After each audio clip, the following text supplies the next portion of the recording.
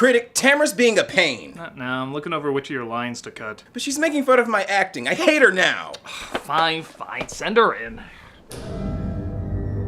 Hello, Critic. What seems to be the trouble? I hear you're not playing nice with Malcolm. His line delivery lacked passion and believability. See? She's dumb and she sucks. Hey, don't make me separate you two. I was just saying my line like, hey Critic, we're reviewing M3GAN today. I thought we were going to review it in July.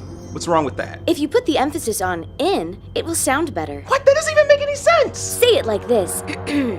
Hey Critic, I heard we're reviewing M3GAN today. I thought we were going to review it in July. Sorry, there's no known way in the English language to begin a sentence with in and emphasize it!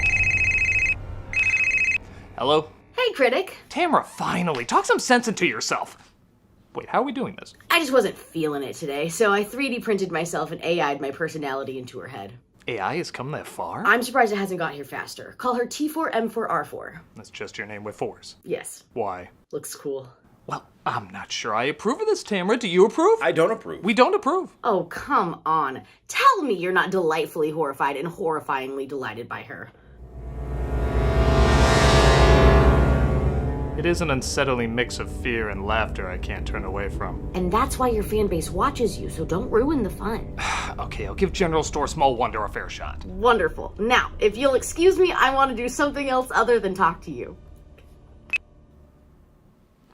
Well, I think she might be right about the line delivery. well, that's just idiotic, if you forgive me saying so. I don't. Well, that's just stupid. Impossible. Meaningless! Why don't you go rehearse the lines while I start the review? Certainly. Jeez! Sorry, my CGI face doesn't always match up with me. We're always gonna have a fascination with the Uncanny Valley. That uneasy feeling of recognizing something as almost real, but one or two uncomfortable elements seem off. A lot of those people want to stray away from as it ruins the illusion they're going for, but then there's some smart cookies who know how to exploit it in a creative way. A way that welcomes both the creepiness and the laughs. M3GAN is one of those smart cookies.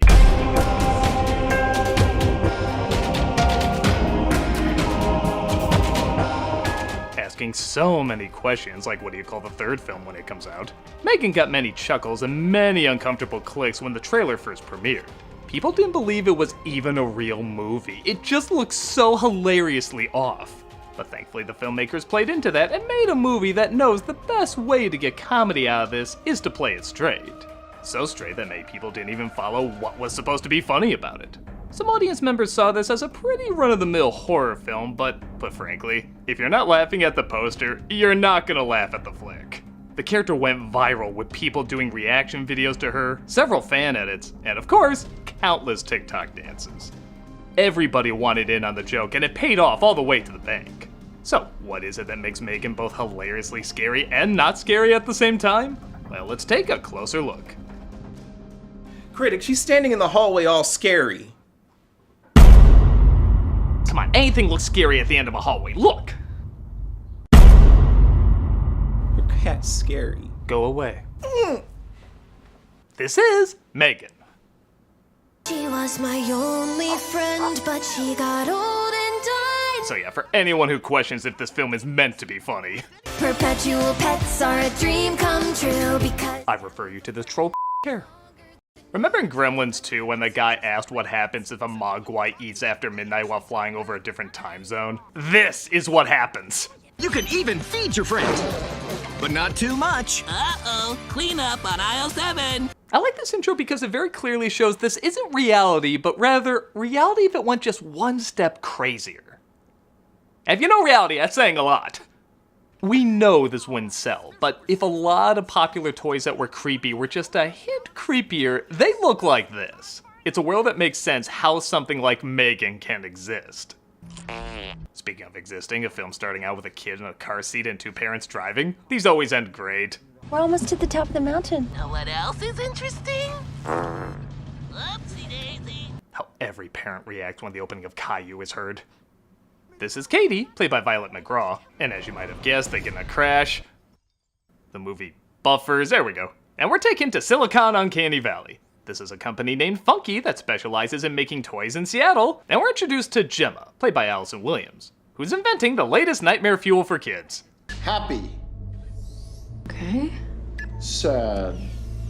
This thing looks like it's inspiring the next generation of Elsagate videos, doesn't it? Confused. Wait, stop.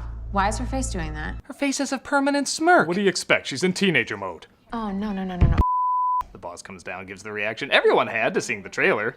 What in the name of ever-loving Christ is this? Do you want Baby Skynet? Because this is how you get Baby Skynet.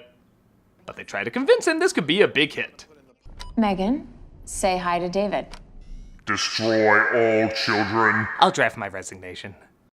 Actually, I'm pretty close as M3GAN starts to glitch up and, well... Ooh, a Samsung product! Gemma gets a call that her sister was killed in a car crash and she might be the most eligible caretaker for her niece, Katie. You just sign your name and date it at the bottom. And what do you do for a living? I make killer robots. That's fine. Thank you. She signs the paperwork and takes Katie to her new home. Dog! That's actually the neighbor's dog, who again, if you've ever seen a horror film, know they're both gonna be fine. But Gemma and Katie have a hard time getting used to their new situation.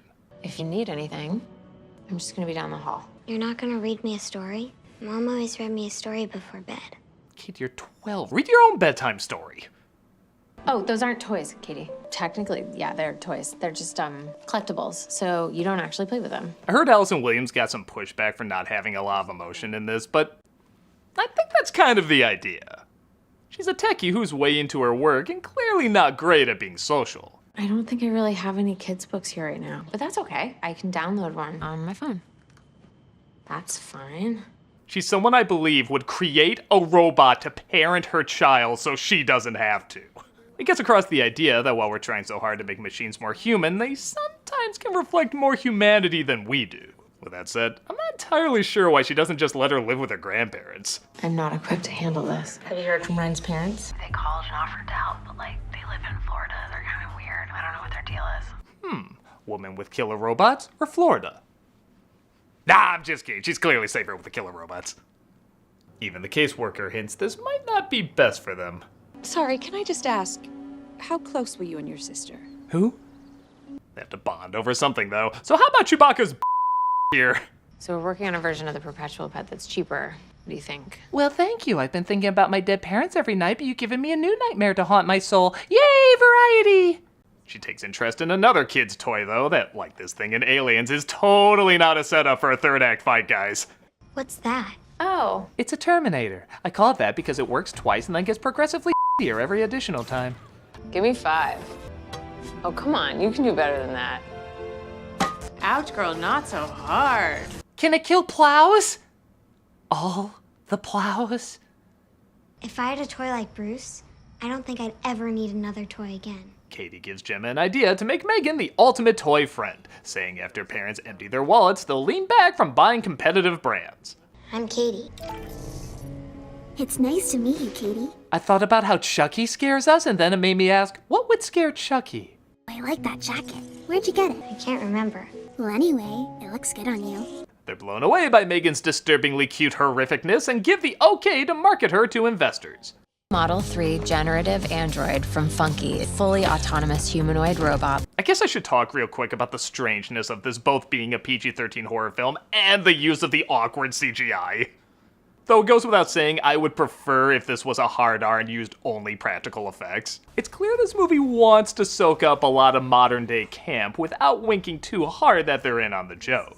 And sad to say, hokey CGI and PG-13 horror films do go hand in hand and are a product of the times.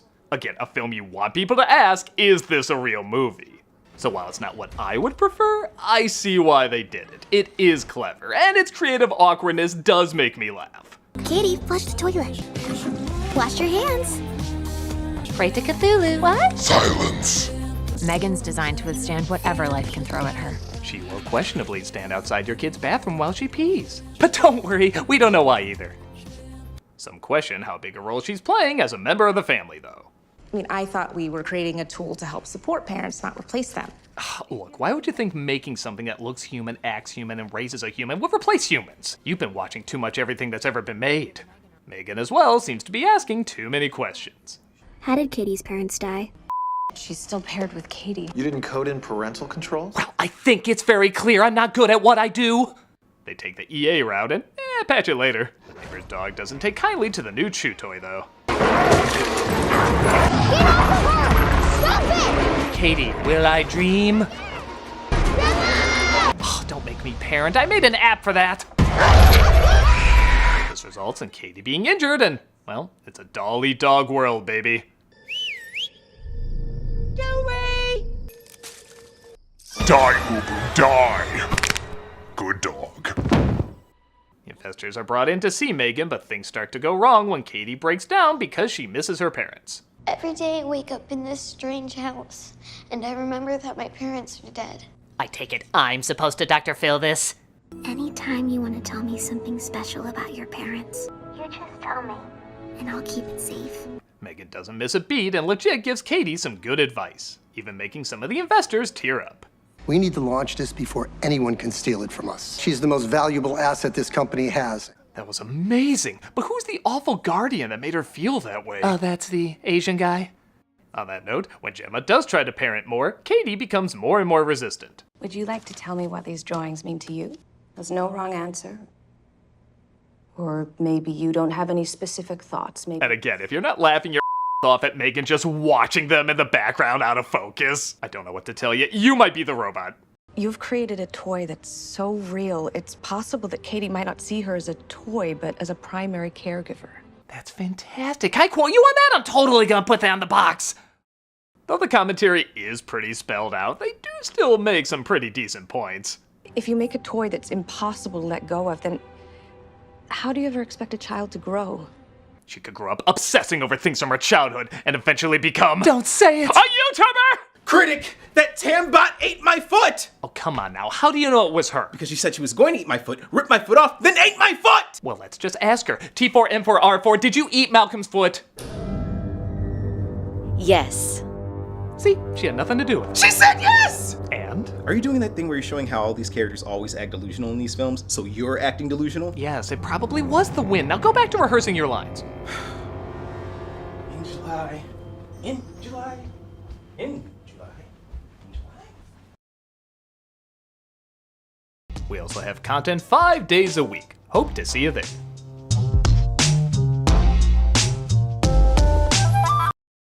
Gemma is under orders to make sure nothing happens to their most valuable asset, so she brings M3GAN to an outdoor camp full of rowdy kids. Yeah, just toss it with the rest of the toys. Weren't they afraid people were gonna steal this idea?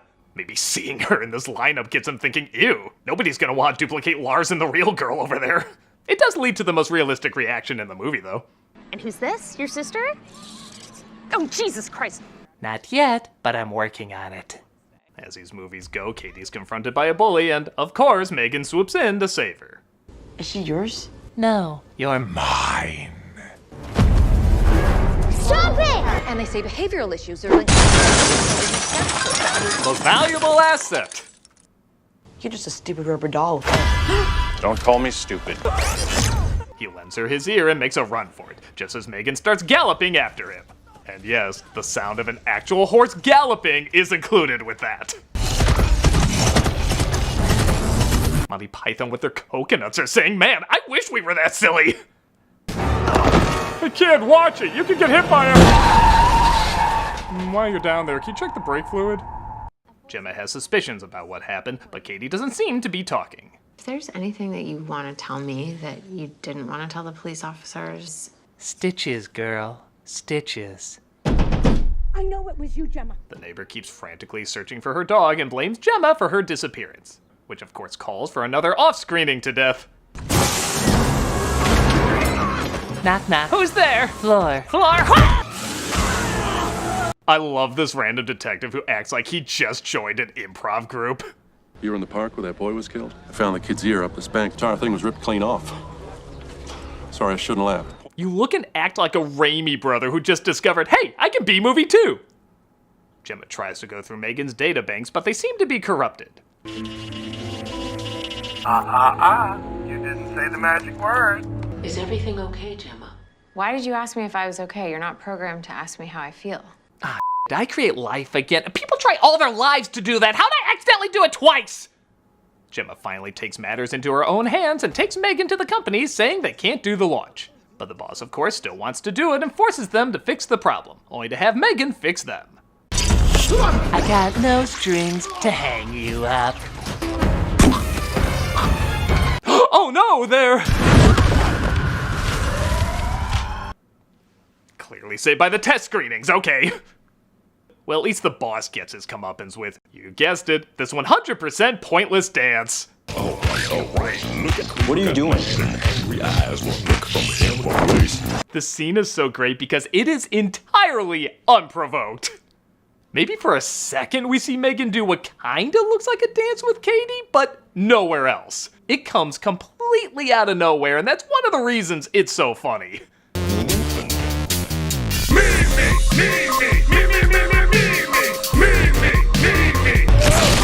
She kills the boss, frightens the assistant so bad all the blood from this scene is scared into the extended cut, and then kills him too.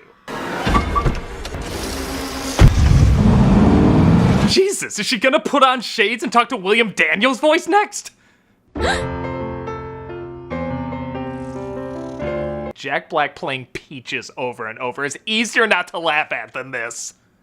I get it. You're a beautiful, creative, strong, ambitious young woman. Is M3GAN hitting on me? She knows I'm not actually a boy, right?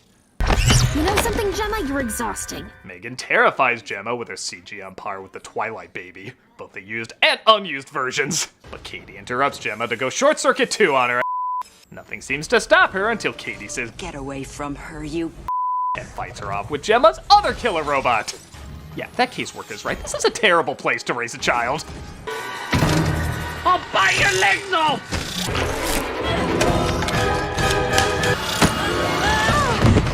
Why'd I have to be an equally amazing and awful inventor? No, you'll... Void my guarantee. Katie makes it very clear that she's been the guardian the whole time. We see Duke came out of his coma, and everything seems to be okay. Except the coffee maker now has a taste for blood. And that was M3GAN. Honestly, it's exactly what you'd expect, but isn't it also exactly what you want? As a horror commentary, it's passable enough, with decent acting and writing that isn't spectacular, but does stay with you. What really elevates it, though, is the camp. This film so easily could have winked too hard at the audience, but by playing it straight while still working in some beautifully awkward imagery, it's a pretty good time.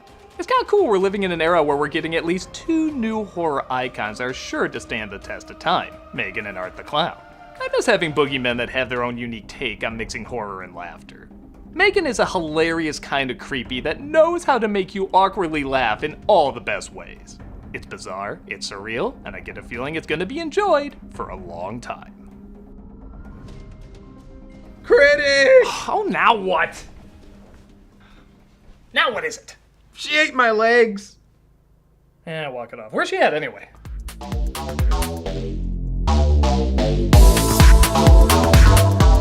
Oh, God. Doesn't she know that dance is not a thing anymore? It's over 4 months old. In internet years, that's like a century. What are we gonna do? I have a plan. Come over right now. Who'd you text? Oh, you'll see.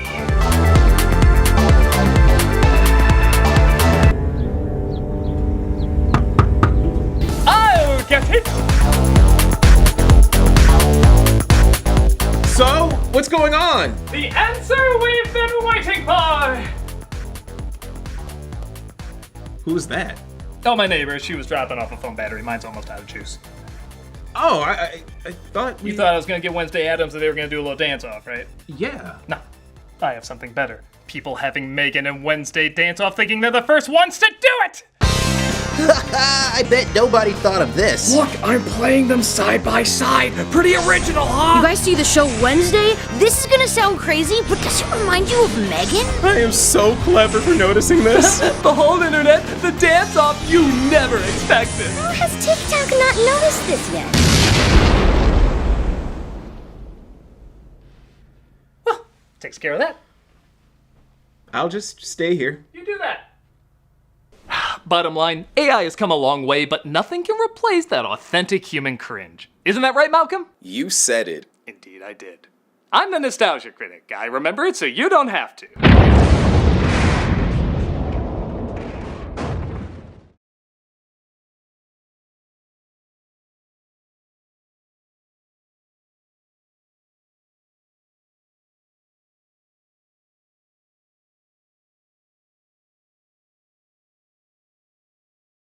What in the name of ever-loving Christ is this? It's Cystic Fibrosis Awareness Month, so for Cameos for Charity, we're doing the Cystic Fibrosis Foundation. This is the world's leader in the search for a cure for cystic fibrosis and supports a broad range of research initiatives to tackle the disease from all angles. So if you want a cameo from me saying happy birthday, good luck, or whatever, click on the link in the description and be giving to a good cause. If you're like your face is and I hate you, well, consider giving to this charity anyway, because it's full of good people doing great work. Check them out and see what you can do to help out.